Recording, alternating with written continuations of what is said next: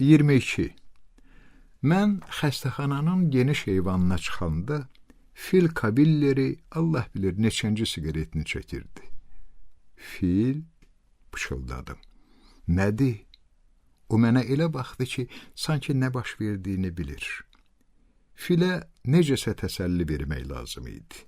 Yaxınlaşıb əlimi çiyninə qoydum. Qorxurdum ki, göz yaşlarını saxlaya bilməsin. Mən onsuz da ağlamayacaqdım. Ağlaya bilməyəcəkdim. Artıq gec idi. Fil əlini əlimin üstünə qoydu. Heyf, o güclə danışırdı. Heyf ki, mən... Fil sustu. Mən gözləyirdim. Bundan sonra hara tələsiyəcəkdik ki? Heyf ki, mən ona özümü saxlayacağıma söz vermişəm. Sənin xətrinə. Fil bunu deyib, vədinə əməl edəcəyini göstərmək üçün yüngülcə əlimi döyəclədi. Mənsə tək qalmaq istəyirdim. Hava almaq istəyirdim. Biraz gəzişmək istəyirdim.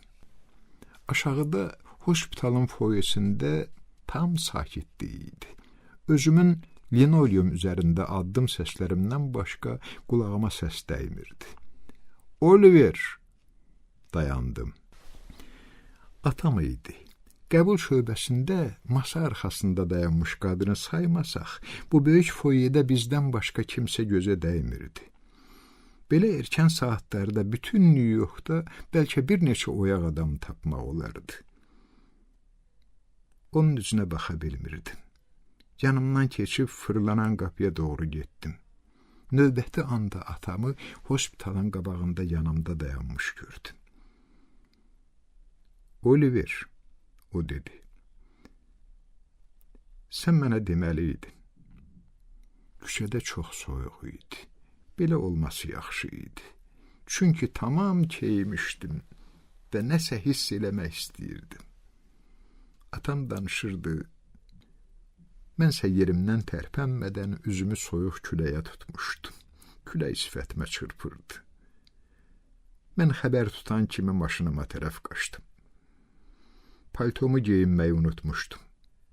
Soyuq bütün bədənimi gizildətməyə başladı. Yaxşı, yaxşı. Oliver, atam təkidlə dedi. Mən kömək etmək istəyirəm.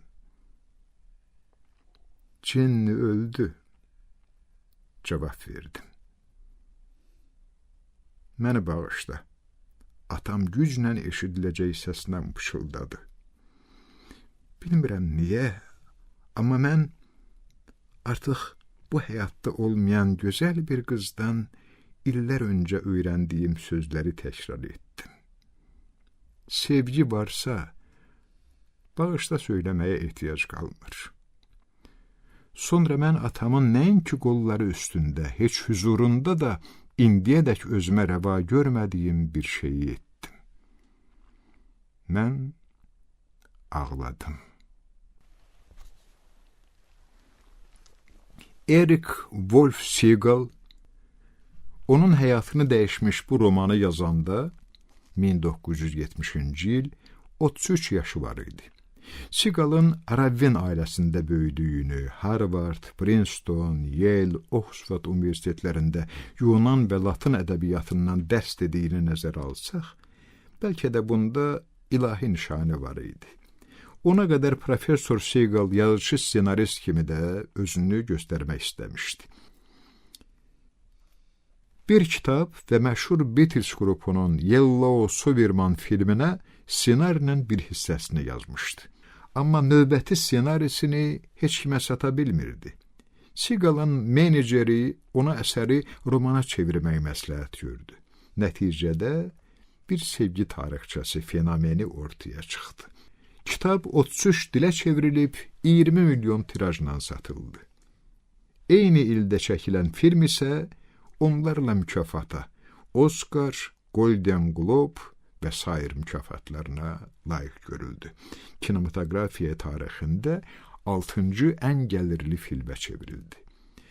1937-ci ildə New Yorkda anadan olmuş Segal, 2010-cu ildə Londonda dəfn edildi. Onun dəfnində Francis Lee-nin bəstələdiyi məşhur Bir Sevgi Tarixçəsi musiqisi çalınırdı. Siz Erik Segal'ın Bir Sevgi Tarixçəsi əsərini dinlədiniz. Əsər Respublika Gözdən Əlillər Kitabxanasının studiyasında səsləndirilib. Oxudu Respublikanın xalq artisti Eldost Bayram. Səs rejissoru və montaj Zəkəriyyə Qurbanov. 27 dekabr 2024-cü il. Bu kitab həmçinin Gözüm ol mənim kitab klubunun YouTube səhifəsində də yayımlana bilər. Video montaj Əli Ələkbərovundur.